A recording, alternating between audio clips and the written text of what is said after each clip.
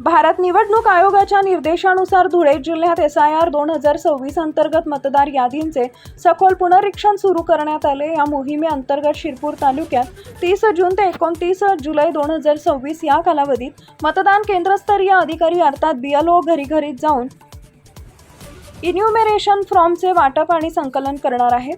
प्रशासनानं सर्व मतदारांना पासपोर्ट आकाराचा फोटो आणि आवश्यक कागदपत्र BLOंकडे जमा करण्याचं आवाहन केलंय।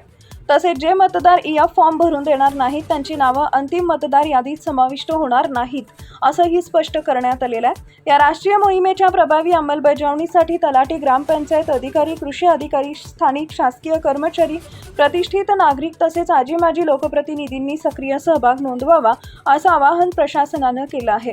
गावागावात जनजागृती आणि समुपदेशन करून नागरिकांना या मोहिमेत सहभागी करण्यावर भर दिला जातो आहे। दरम्यान भामपूर, अंतुर्ले आणि वाघाडी इथं तहसीलदार तथा सहाय्यक मतदार नोंदणी अधिकारी महेंद्र माळी यांनी BLOंच्या कामाची पाहणी करून आवश्यक मार्गदर्शन केले।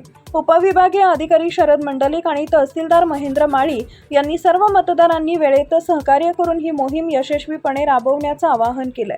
टाइम्स ऑफ महाराष्ट्रसाठी धुळे प्रतिनिधी तुषार शेटे यांचा रिपोर्ट।